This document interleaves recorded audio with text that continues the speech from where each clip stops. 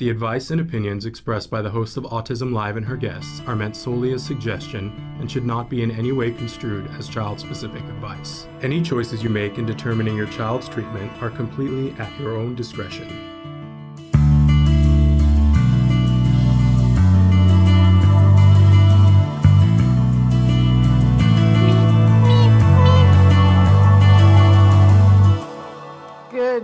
Welcome to Autism Live. I'm Shannon Penrod, and we're so excited to be here with you on this wonderful Monday, August 14th, 2023. Got a lot of interesting things going on in today's show. Want to remind all of you that we are live right now on Facebook, YouTube, Twitter, and about a dozen other sites. Our wonderful Traven is going to start to show you some of the different ways that you can connect with the show, whether you're watching us live. And if you are watching us live, you have the opportunity to be commenting in real time from any of those big platforms. It comes directly here to my desk. You can write and just say hi. I love it when you tell me where you're watching from. But then some of you, many of you, listen to the show in podcasts. It's available in all of the major podcast platforms for free. It is a free download for you.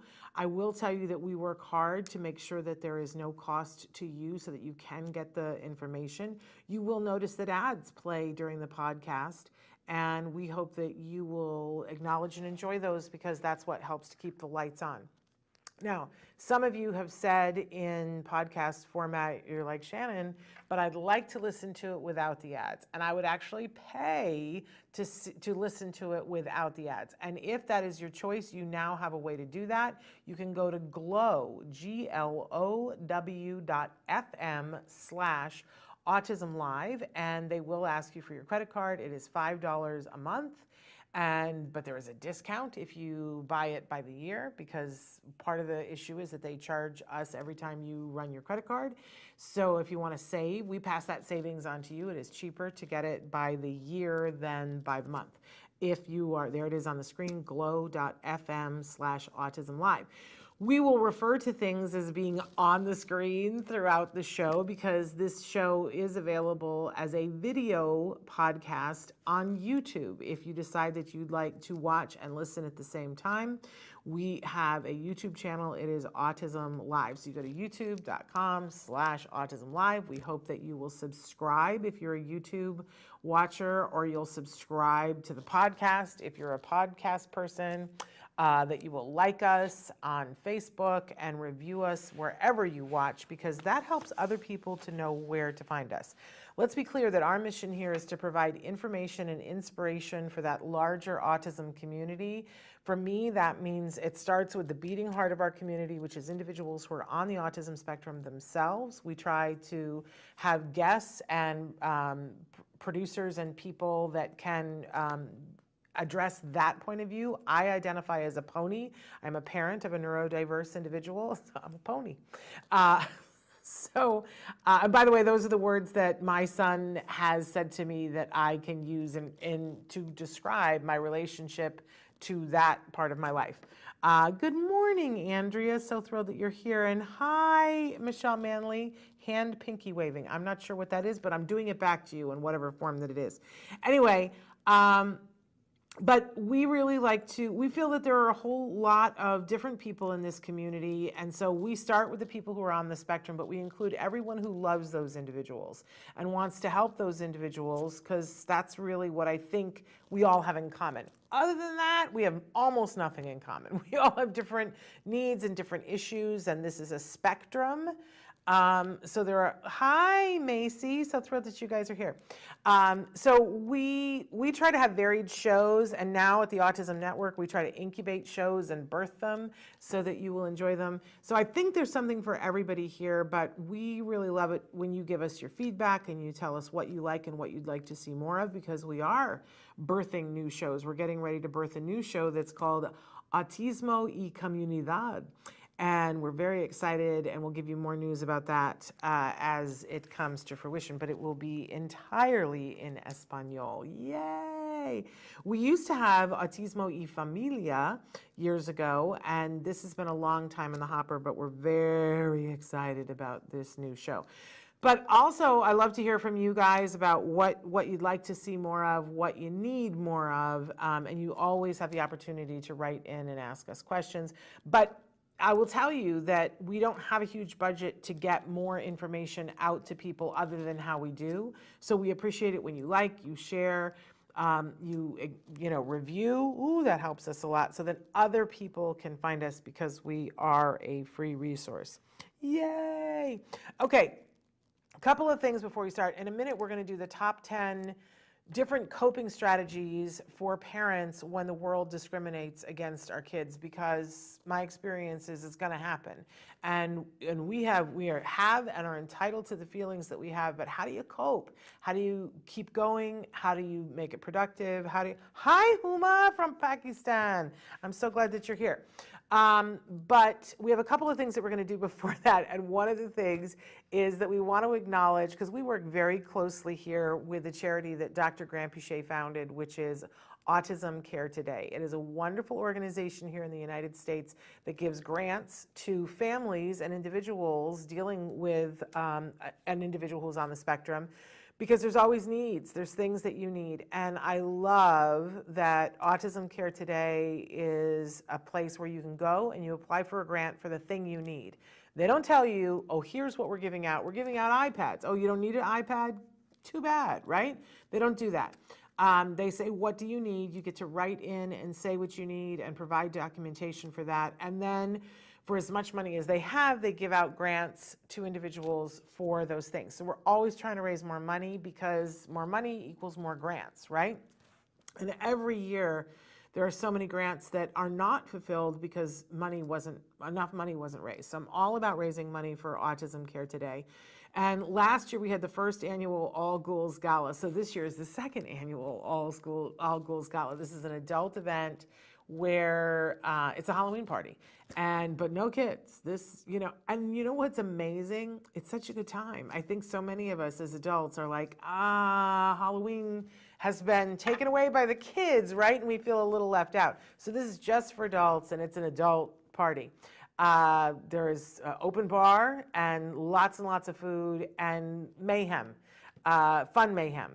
So last year it was a very specific thing. This year it's going to be a little bit different, and we have our little commercial for the save the date so that people can, the tickets aren't even on sale yet, but we want people to save the date. So take a look at this brief ad and then we'll talk on the other side. Hey, it's code orange, babies. You know what that means? It's time to save the date for the second annual All Ghouls Gala. It's a ghoulishly good time. Adults only. Sorry, kiddies. It's all happening on October 28th in Woodland Hills, California. They're raising money for Autism Care Today, so you'd better be there. I'd hate to have to come looking for you. Tickets go on sale in just a couple of weeks. You want to be watching, 'cause it will sell out.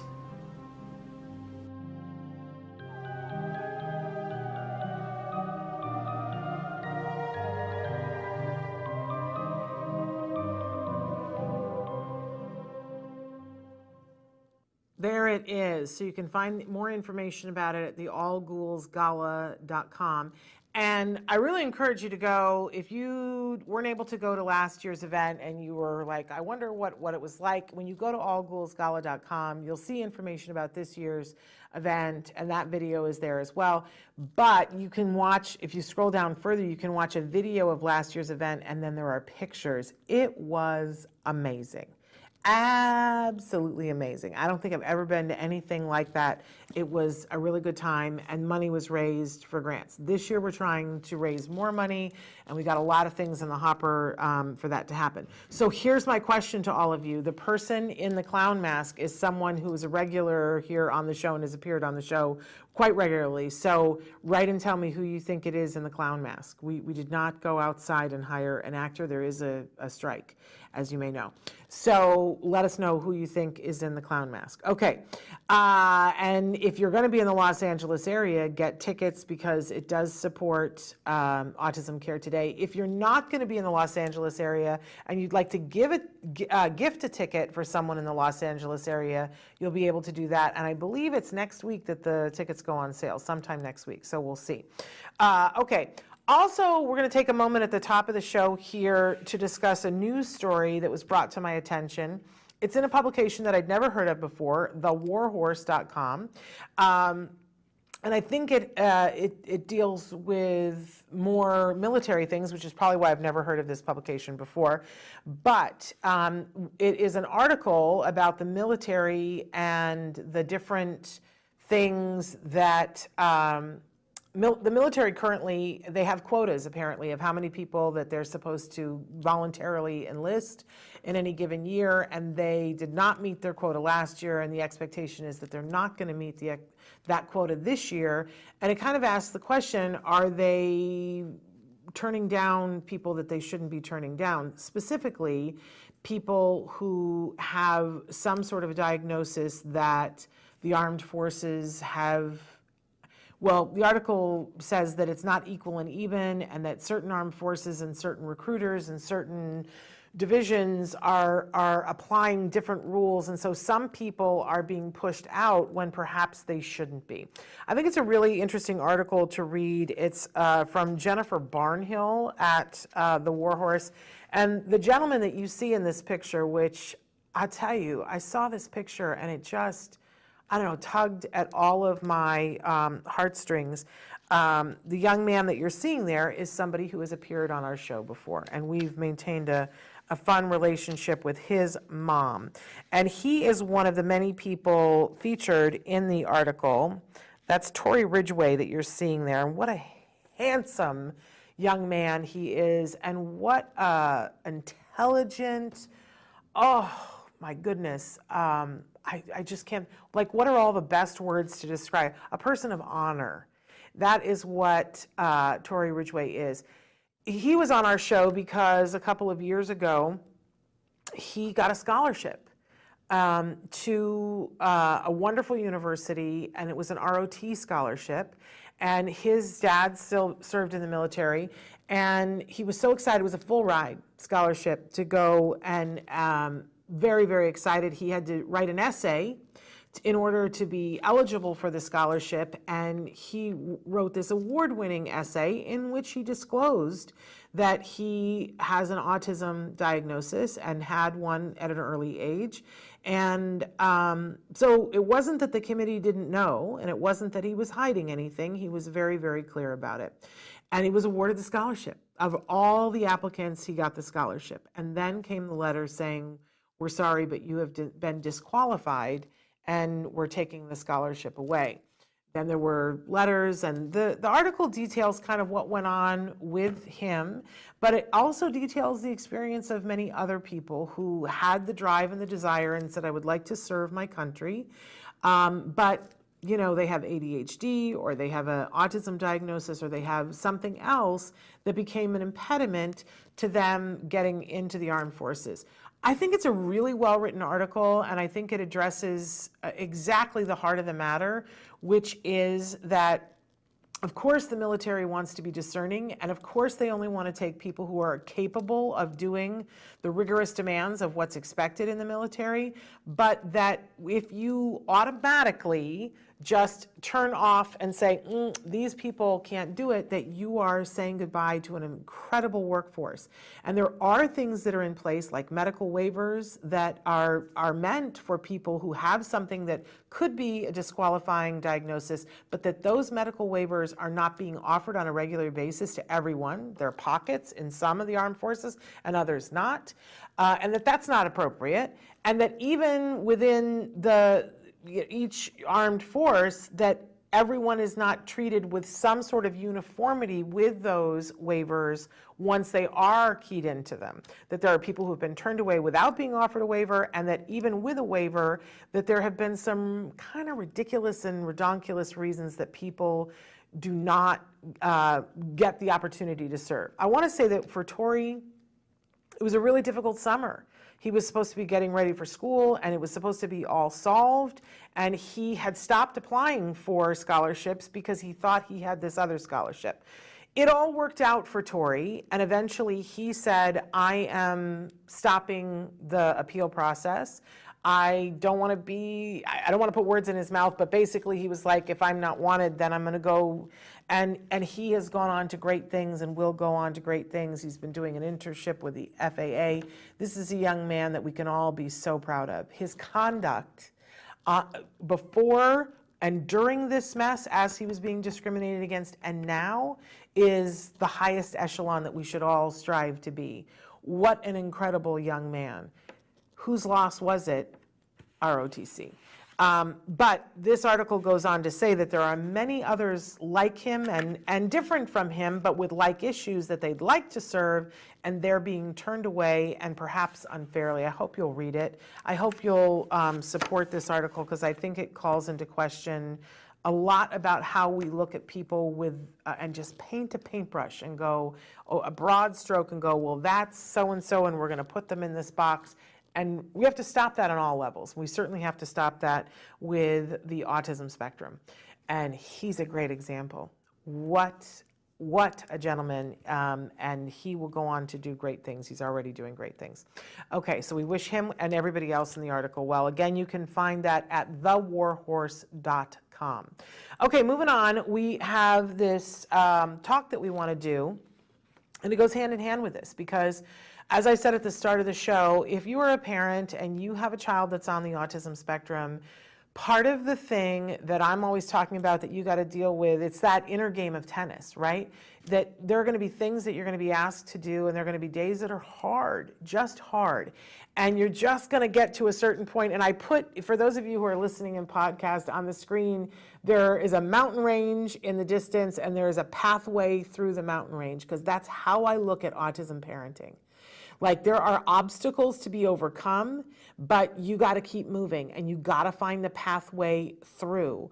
And sometimes a mountain comes up unexpected in your face, and there's hurt and anger and grief and fear because people discriminate against our kids, like Tori. Right? And it's hard, and it's on many different levels. There's the loss of whatever that was taken away from them when they were discriminated, but there is also the feeling of what it feels like, and it can suck the life out of you. I always say, when people ask me about being a parent of an individual on the spectrum and what that experience is and what I see in other parents, I say, this is a hard job, but let me be clear. It's not hard because of our kids. Our kids are blessings, and we love them. We love them as much or more as any other parent. And we love who they are, right? We want to help to give them skills so that they can do whatever they want in life, but we're not trying to change them, right? What's hard about this is having to deal with the rest of the world and their opinions and their attitudes and it can be big or small. In Tori's case, he got a full ride scholarship taken away for no reason. Imagine what that was like for him and for his family, right? But it can be a simple thing that I can remember going to school and saying to to everybody at school, if you're going to give a treat, my son was on a very specific diet. There were things he could have and things that he couldn't have. And I said, if there's ever a treat that you're going to have at school, let me know. And I will leave work and go get something that's compatible and show up at school. Like, even if it's last minute, tell me, give me the opportunity to try to give him a substitution so he's not sitting there with nothing. I told everybody that. I would tell them every single year, and yet over and over and over, there would be times when I would say, hey, what happened at school? And as he got older, he could tell me, he's like, oh, they gave out popsicles today. And at that time, my son couldn't have a popsicle. Now they make popsicles that he could have had, but they didn't back then. I had homemade popsicles, and I had homemade popsicles. And every time something like that would happen, I would come up and I'd be like, well, what can I do about this? And I would come up with strategies, because we got to keep finding the pathway through the mountains, around, over, whatever. I want to say hi to an autism journey with Elijah. Hello, Shannon. I finally made it. Sorry I'm late. It's okay. It's not like class. We're not shutting the door if you're late. It's all good. Andrea says, but do the obstacles ever stop? It feels like once we climb one mountain, there are 10 more mountains waiting. I have to tell you that in my experience, you can't ever get comfortable. We're all like, it helps, and I'm going to talk about this in the talk that we do, but it helps to say to yourself, well, I'm just moving forward. I don't think that there is a rival. At this point, my son is 20 and he's in college and he doesn't need his supports. Every once in a while, still something happens. And I don't like to be caught off guard, and I don't like to be surprised, but I still am. And I go, really? Really? Is that, I'm sure that Tori's mom thought, hey, my kid has arrived. He got a scholarship. I don't even have to worry about college because he's paid for college for himself. And he won the scholarship by his own merit. And then the letter comes. So I am sorry, Andrea, but I don't know that it ever ends. And I think that part of this journey is making peace with that and saying, well, what do we need to do today? So we're going to talk about that. Okay, we're having some mic issues here. I'm going to move it to a different place, and then Traven, you're going to tell me if this is better. Could be that I've got ruffles on this shirt and that it's creating problems. Sorry, guys. But also want to say that Autism Journey with Elijah said homemade popsicles area must in my house, and they are delish. They are delish. They are absolutely delish, but now you can get them and it's quick, and you can, what I used to do is make because you have the tray of 6 popsicles, and I would make them, and I would take the tray to the school, and they would keep them in the teacher freezer, and teachers would eat them. You know what I'm saying? So, you try to find a workaround. But now you can go to Whole Foods, and they even have them in there colored by vegetables. There's no artificial food coloring, and they come in the tubes. They look like everybody else's. I'm just saying. But the homemade popsicles, yeah, they're awesome. Send a recipe, please. I'll find them. We did blogs about them. I'll find, but you can do almost anything. What we would do, I would always get like the flavored seltzers, and we would just take fruit, and we would either put it in the blender and mush it up and put it in there. And if I needed to thin it out a little, I would put the flavored seltzers, or sometimes I just put fruit and smush it into the thing, and you pour the seltzer in, and it's a good popsicle. I'm just saying. Okay, but let's talk about these strategies, because I think it's not one size fits all, and it's important that we have things that we go, okay, this is, I'm not alone in this, and here are some things that have worked for other people. So the first thing, though, is that I have to acknowledge that you are entitled to all of your feelings. So when your child is discriminated against, I don't want you to be like, well, I just need to get over it. I'm not saying that at all. I'm saying acknowledge that hurts. And you are entitled to those feelings. It's just how you process it, where you process it, who you process it with. Because there are productive ways to process it, and then there are ways that paralyze you, or even worse, that set you back and hurt the progress that you're working on. So have your feelings, be entitled to them. Part of this is figuring out how to process them and how to move forward and not get stuck in them. But you get to feel all the things that you feel. You're entitled. If your child is being discriminated against, and we all know it happens, feel the feelings, but let's get started here.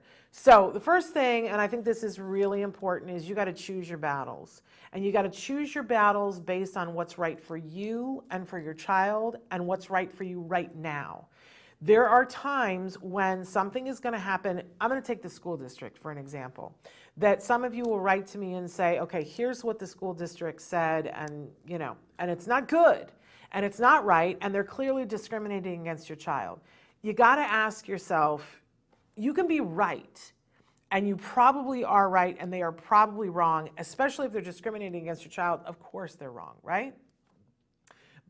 But you may not have the bandwidth to fight them today. And that's a hard, hard thing to accept. But I have seen families that dug into the trenches and fought the school district and took years and got it fixed. I would count myself in that category. It took years before anybody would listen to me. I feel like they had to see his progress before they listened. Now, was that time well spent? Well, I'd like to think that we left it better for the next person, but it cost me my health. And there were times that I can think of one year in particular while I was fighting that my son was in a classroom that, looking back, I wished I'd yanked him. I wish that I had not put him through that. So you got to think to yourself, okay, I acknowledge the battle here. Somebody's discriminating against my child. I know that I'm right, but is this a battle for me today? Is this what's best for me? Is this what's best for my child? And if it's not, I want to encourage you to have peace in the decision, in the choice to say, I'm not fighting this today. You know what they always say about a land war in Asia? You can't win on two fronts. If what you are working on is your child's health, and you say, I don't have the bandwidth to deal with the school right now, I'm going to say, bless you. Bless you for having the maturity to decide this is not the moment. That is not to say that you can't fight it later on. That is not to say that you can't, come back later on and change your mind. But you got to choose your battles about what you're going to fight and what you're not going to fight. I so respect that in Tori, who we were talking about before, that they started the appeal process and were trying to fight that scholarship. And listen, we all know that there's much to fight there. That's wrong. That's 100% wrong. But you know what? He needed to go to college, and he needed to get launched in his life. And so the decision to say, we are not going to put more energy into this right now because we're going to focus on college, man, I respect that. So you can be right and still decide not to fight. You got to do what's best for you and your child right now. And sometimes that means fighting. Sometimes that means standing up loudly and saying something, and sometimes it means quietly flipping somebody off as you walk away. You know what I'm saying? Yeah, I know that some of you are in the fight right now. But I want to say to you, you're in the right. Eventually you're going to win. But there have been families who have said, I know I'm right, but I'm going to move to another district where I don't have to deal with this, Meshuggah. And yes, sometimes that's what the school district is counting on, but you got to do what's right for you and your child right now. You have to decide this is important or this is not important, and do not beat yourself up if you say now is not the moment. I can think of one dear friend that, her husband had cancer, and she, she had to deal with that and with everything else that was going on in her life, and her child with autism. And later on, she would look back and go, I don't understand why I didn't fight this. And I would go, what are you talking about? Of course you didn't fight that. You were busy fighting something else. There are other things, and you have to do what's right for you in the moment. But have the peace of mind to say, I'm making a choice here that I'm going to move over here, and this is how I'm going to deal with it, okay? Number two, and I think that this one is critical, it's the pen. The pen? Okay. Okay. Sorry, you guys, we're having sound issues and I'm moving the pen and it's making noises. Okay. So I feel like this is critical, and I think it's one of the guidelines that we have for ourselves, is that you got to prioritize your child's self-esteem. So if someone is discriminating against your child, first line of defense is handling this aspect of it, that you need to convey to your child in whatever way is appropriate for you and your child that they are not the problem. There are lots of ways to do this and lots of different things that you can do. If someone is standing there yelling at your child, there would be, I would remove them, but I would be saying to my child, this is not you, this is them. They have a problem right now. You are fabulous. And I would spend my time talking to my child about that, not dealing with the you know what that's saying and yelling things at your child. I just went through something the other day where we went, did I already talk about this on the show? We went to see Les Mis and there was an incident. The guy sitting next to me was just a piece of work, and he said something to a young woman in front of us that I think had some extra things going on, and he was very abusive. And then when the mom, when intermission came, was trying to talk to the gentleman next to me and to say, listen, you really can't talk to my child that way. And I just loved that she stood up for herself and stood up for her child and said, this is not appropriate. And I went out into the lobby and found her and said, he is a you-know-what, and I'm with you. And if he says anything, my husband's going to be sitting next to him for the second act, and we're all in this together, right? But I love that she advocated. Now, and this guy got belligerent and stood up and was flapping his program in her face. And I stood up and at one point started yelling. I was very passive aggressive. I don't like how I handled it, but I was very passive aggressive. And she said what she wanted to say, and then she left. I just thought it was amazing how she handled it. But I think that this is, and she went to find her kid and to talk to her kid and to say to her kid, don't listen to him. People are going to be buttheads, right? I think that that is critical. I can think of one time when my child was very little, and I'm not always the best. I tend to be very passive aggressive, but sometimes passive aggressive gets it done. We were in line at the bank, and I had no choice. In order to feed him, I had to cash this check, and I went at a time when I thought it was going to be less, and I had to take him with me. There was no other choice. And he was little and still at the point where I could pick him up and hold him, but he didn't, he would wiggle and he wanted to, and he was being kind of busy and he was humming. That was a lot of what he did. And the gentleman who was standing behind me was really being a jerk. And he was, and making all these noises and then muttering about how people shouldn't bring kids to the bank and, that kind of passive aggressive stuff. And so at one point I picked up my son and I held him and I very loudly said, you are such a wonderful boy. You are so amazing. And I know that this is hard for you right now. And it's especially hard for you. But I want you to know that I love you and I see what a good job you're doing. You're just a 3-year-old and you're struggling to be able to do this, and you're a good job. Sometimes adults can't even do this.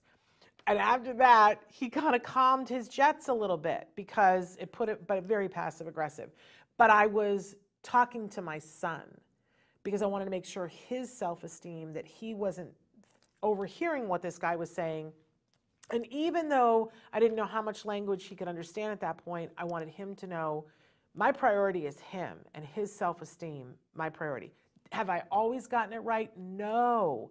But those are the things that I regret. I just said I regret the year that he spent in this one woman's classroom because it was not good for his self-esteem. And if I had it to do over again, I would be like, I don't care what her story is. She doesn't get to feed on my child's self-esteem.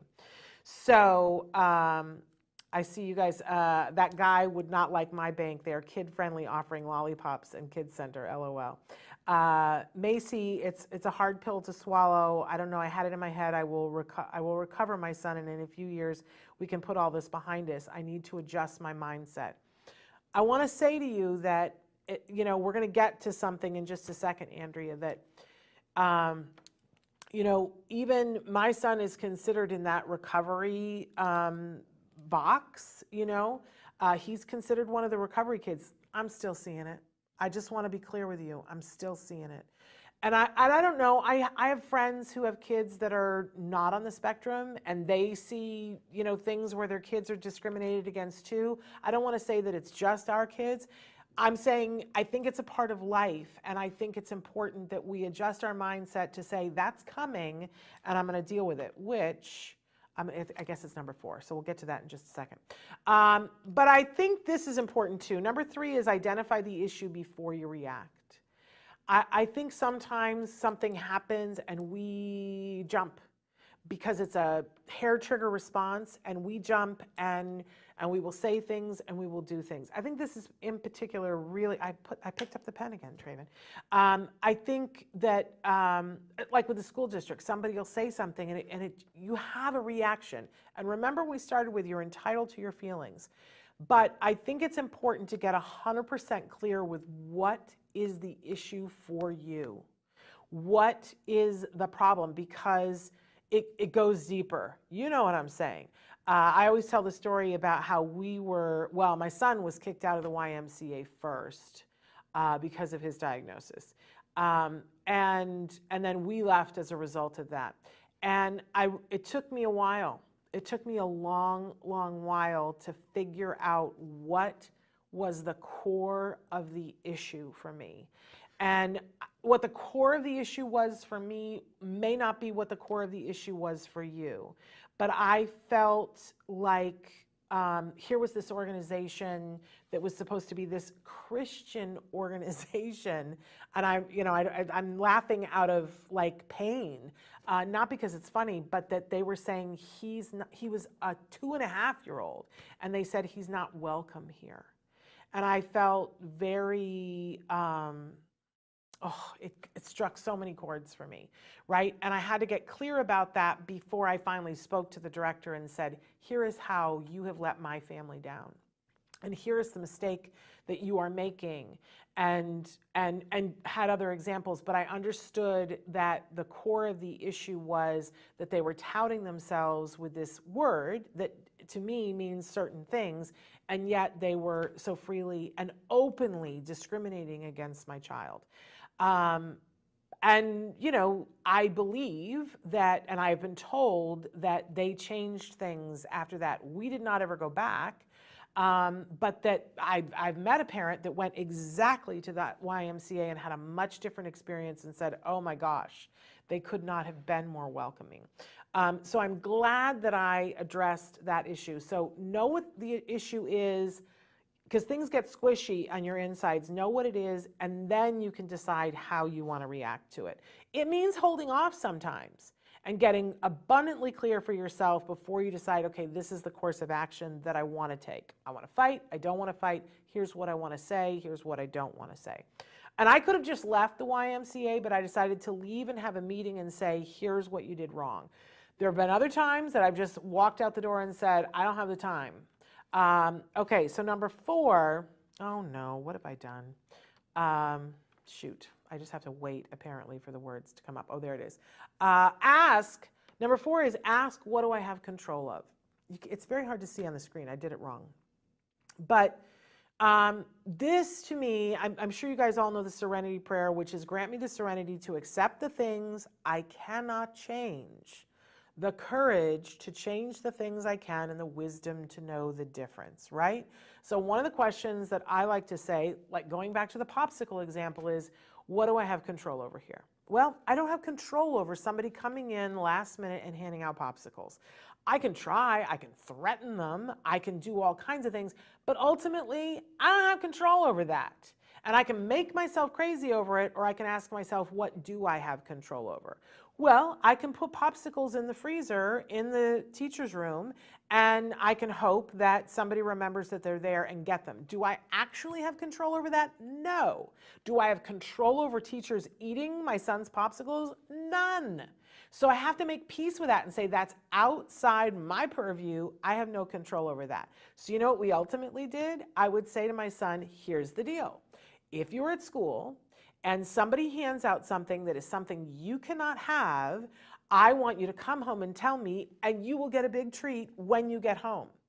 You will get a Lego, or you will get something. And he'd go, really? Now I've upended this by taking control over what I have control over.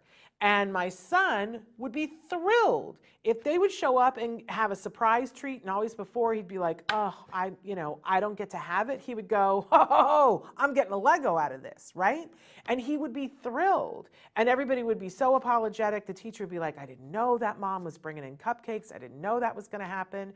And I would go, it's okay. And Jen would go, I'm getting a Lego, right? So take control of what you can take control over and let go of the things that you can't take control over because they're just crazy making. So ask yourself that question, and then that help leads to the path of how am I going to get control of this. Number 4 is don't take responsibility for teaching everyone. Sometimes we feel this internal pressure like, somebody is doing something and they're wrong, and I have a responsibility to teach them that you're doing this wrong.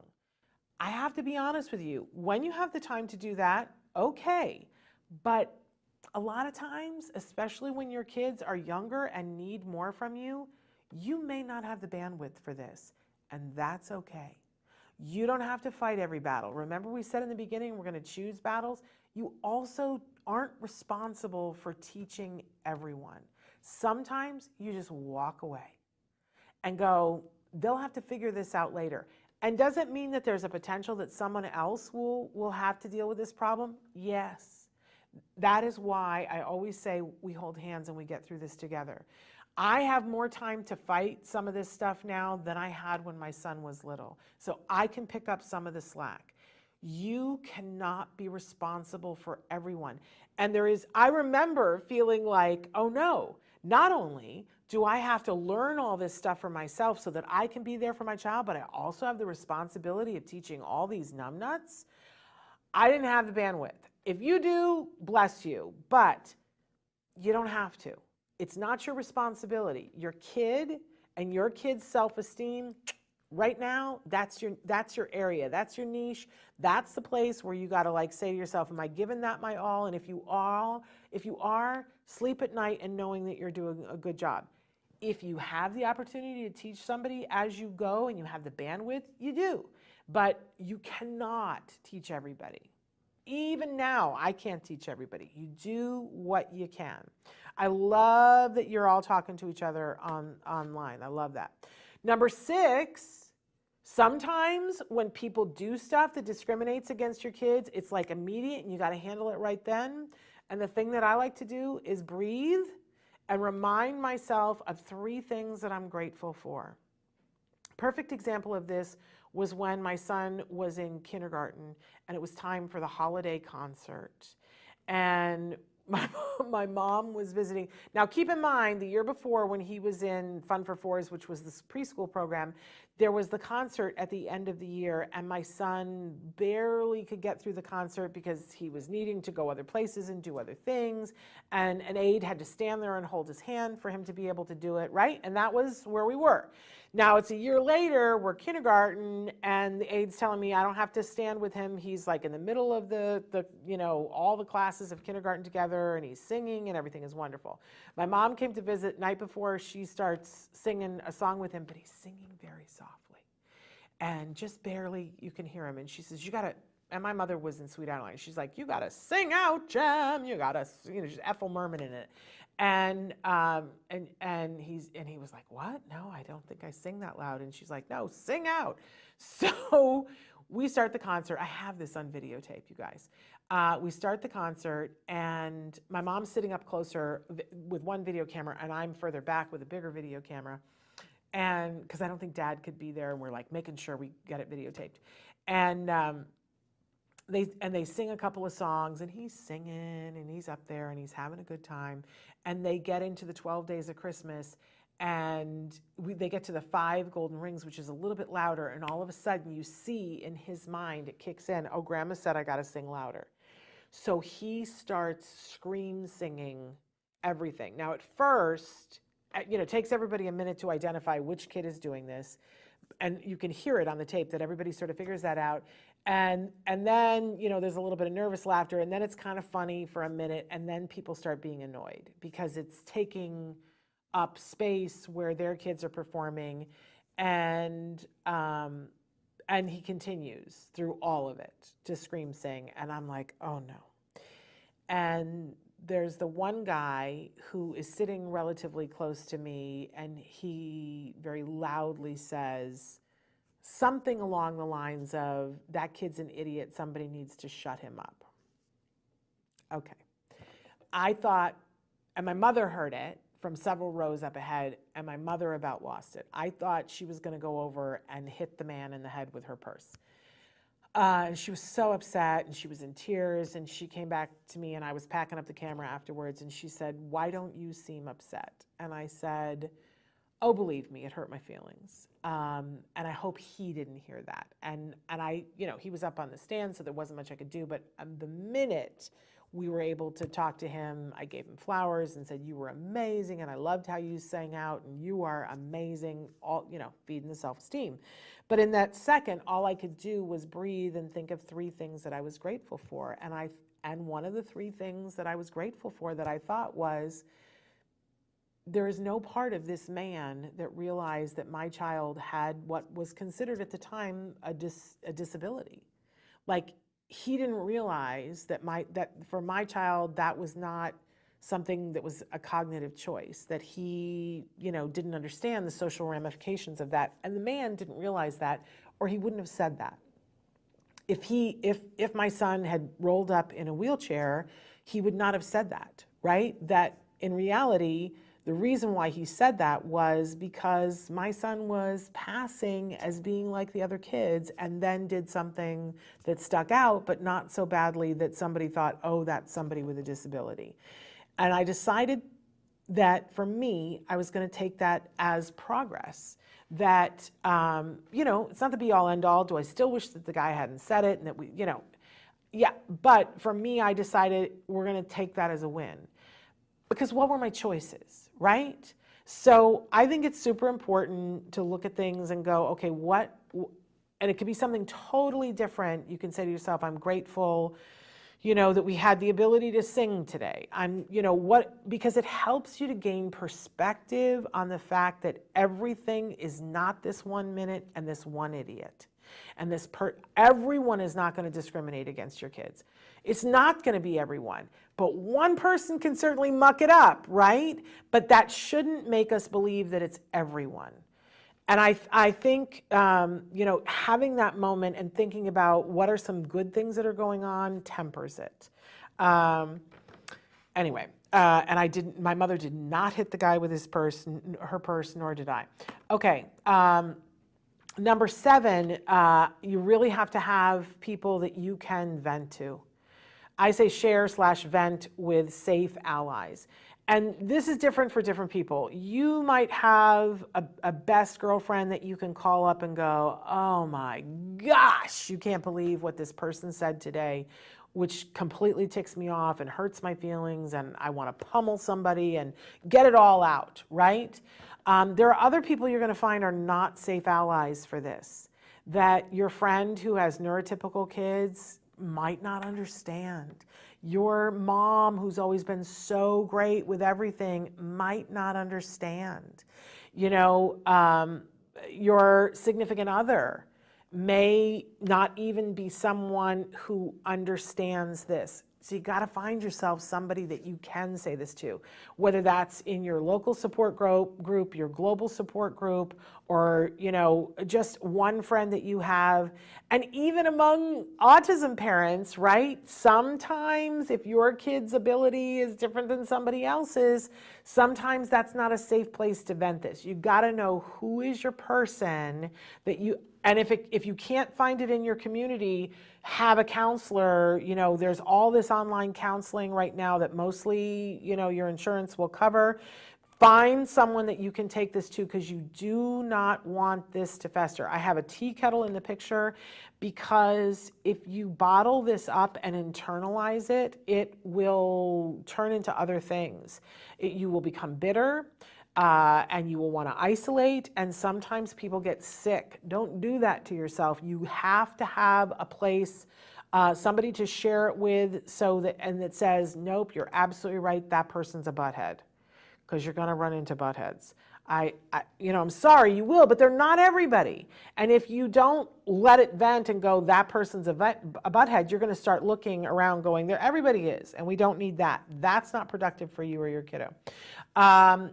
Number 8, I feel like I missed one of them. Number 8, you're going to allow for safe expression of anger, frustration, fear, and grief. And on the screen, I have a mess of paint that's beautiful, but it's very messy. There are some people who do art that they just paint on a canvas and they on the canvas, right? I now love to go do pottery. This mug that I drink from all the time, I did this on the pottery wheel, and it's so therapeutic for me. But when my son was little, I couldn't have gone to a pottery studio. I wrote, and I would write letters, and they would be really caustic and nasty and have lots of 4-letter words and embarrassing. I would write and go, dear, and then bleepity bleep bleep bleep bleep bleep bleep. You bleepity bleep bleep, right? With no intention of ever sending it. And there was one day I was so mad at a group of women at GEM school, and I went home and I wrote, shockingly bad words that I said to these women. And then afterwards, I read the letter back, and it was so shockingly, verbal vomiting that it made me laugh. And I went, oh, this is the best thing, because now I can laugh at them. Do you know that there is a technique that they use in psychology? I don't know what it's called, but when you have a memory of something that happened and you're just fixating on it and you can't get it out of your head and you're just upset about it, that you play the tape of the memory in your head, like you go over it, but you pretend that you're a cartoonist and you just draw over parts of it, or you draw words on it, and whatever, to disengage the power that it's holding over you. And I think that this is really important, that you allow yourself. I know people that run, that is their sanity, that and while they're running, it's they tell me, I'm not a runner, but they tell me that it's like they take and they shed whatever the idea is and say, I left that a mile back. Sometimes I weed. I go out in my garden. My husband can tell when something's kicking my can. I go out and I will just weed like there is no tomorrow. And I literally am thinking about the people that I'm frustrated with, yanking them out of my garden while I'm doing it, going, you don't belong here. This is our safe space and you have not earned a place here, right? That's really therapeutic for me. It's you have to be very careful to not do this in negative ways. Look, I've done that too. You can, try to numb it with food or alcohol or, other kinds of addiction, right? But that all leads us right back to the same place. So find the healthy and safe expression and it's anger, frustration, fear, and grief. Let's own that. It is just, anger is my first emotion that I want to go to, because anger is easy, right? But as I peel back the layers on it, I go, I'm really frustrated, and that leads to me acknowledging that I'm afraid, and then there's always some grief right at the bottom of it, right? Grief that life is not, and the people are not who I thought that they were going to be. And that's okay. Because I have other things and other people to be grateful for, right? But get a light bulb on it, you shine a light on it, it is not as big, always. You want to model good behavior, dealing with feelings and idiots. This is how we teach our kids, that we are going to behave a certain way and that we're going to be positive by taking those 3 breaths when something happens when we're angry and making it visible in front of our kids. That stuff rubs off, you guys, because there's going to come a time when you're not there when your child is being discriminated against. How do you want them to react? We got to model the behavior, and they are going to run into idiots, we want them to not assume that everybody's an idiot, but know what to do with an idiot. So we model that good behavior. And number 10, we're going to give ourselves that grace to fight another day. Some days you're going to be too tired. Some days you're not going to have the words.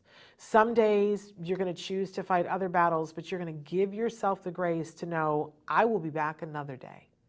I may not have it today, but I will be back another day. Today I'm going to be mindful of my child's self-esteem, and I'm going to let the rest of you buffoons go about your business. But I will be back some other time to revisit this or something else, right? You're going to give yourself that grace. I know I missed one. It was the one that I really wanted to get to. Somewhere along the line, I'm backing up through. Did I just eliminate it from the PowerPoint? I have no idea. But, it's just gone. But it was pack the tartar sauce. This is an expression that's very much of our lives and our home. That, they used to make those life's little instruction booklets, and everybody would give them out when people would graduate from high school, college, and graduate school. And it was a bunch of lessons that a dad wrote down for his son, saying, here's the instruction booklet to life. And one of them was, if you're going after Moby Dick, pack the tartar sauce. And there have been times in my life when I've faced some big challenge that I literally have gone out and bought a jar of tartar sauce and put it someplace where I could see it so that I could go, and what that is the assurity that you're going to keep going, that there is no obstacle that's going to stop you. You're going to keep going, knowing that, if you're going after Moby Dick, you have your tartar sauce ready, which speaks to the mindset of, I'm going to do this no matter what. I'm going to face challenges. I know that I am, but I'm going to keep going. Because there were so many times on our path that something would happen and it would seem like all hope was over and everything was lost. And I would remember, no, we packed the tartar sauce. For me, the tartar sauce was that we were going to keep doing whatever we were doing so that my son could get the most hope of the most progress. That's what the clear path was. And that we were going to check what we were doing along the way to make sure, and we would adjust, because progress for him to have the best possible outcome that we could ever have. But very quickly, I saw that that wasn't going to be a set it and forget it kind of thing.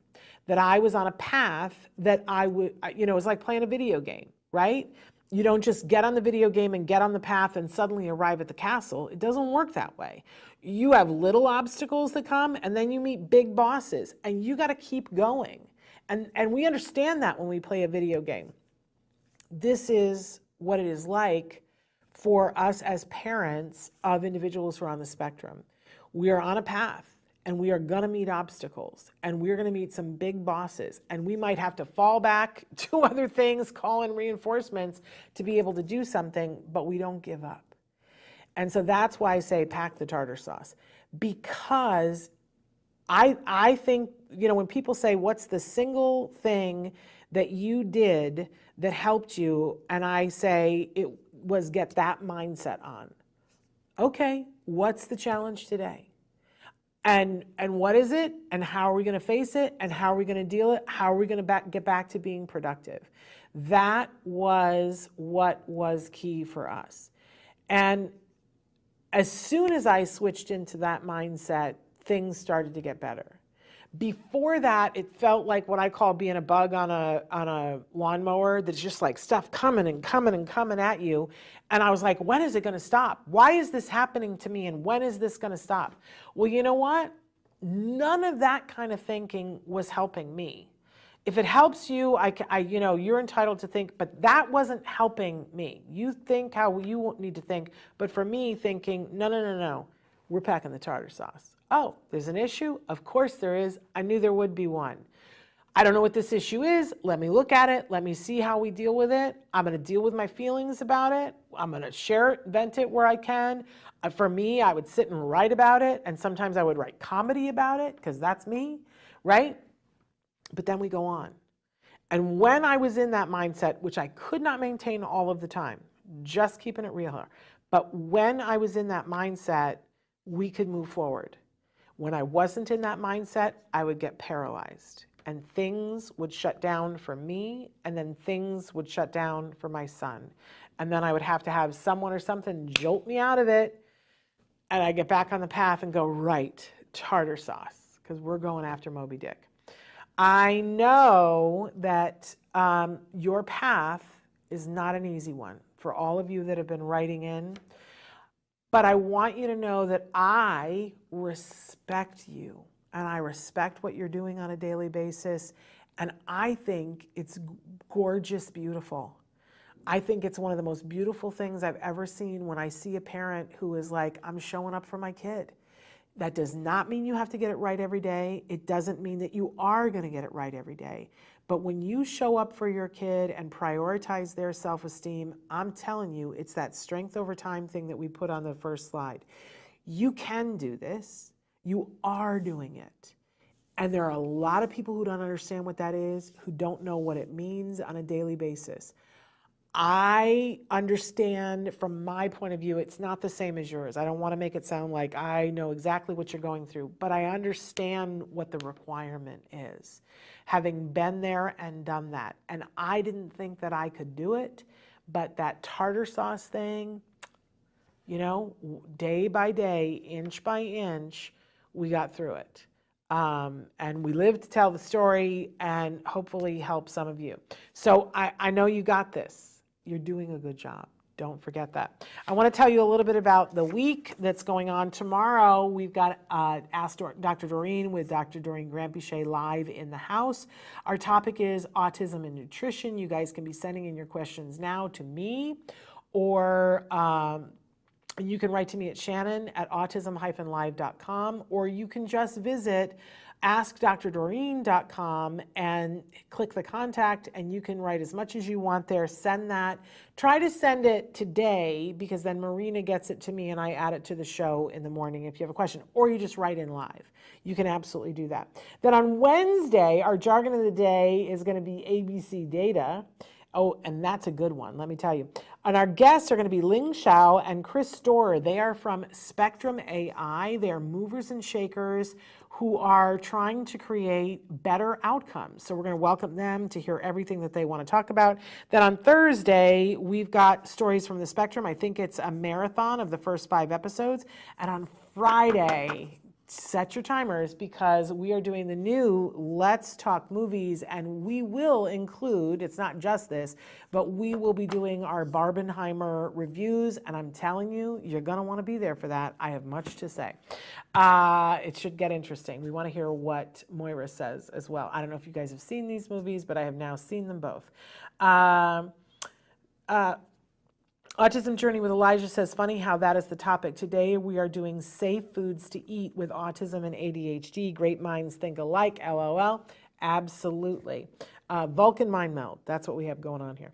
Okay, I so appreciate being here with all of you, and thank you for all the wonderful messages and for talking to each other, because you know what I always say, si se puede. Barbie says I can't say that anymore, but I don't know. Jury is out on that. Okay. It's one of the things we'll talk about on Friday. And I am going to be, Friday is going to be pre-taped because I'm going to be first in Las Vegas and then in Utah with my wonderful kid. We are in Las Vegas. We are going to be visiting a place called Meow Wolf, and we are going to be videotaping there. They have told us that they are going to help us to arrange that, because they are the first ever autism certified entertainment company, and they have made everything autism friendly. I cannot wait. And we'll have that video for you sometime in the future. All right, I adore all of you, and you are doing a good job. Keep up the good work, and we will see you tomorrow with Ask Dr. Doreen. Until then, give your kiddos a hug from me and one for you too. Bye-bye for now.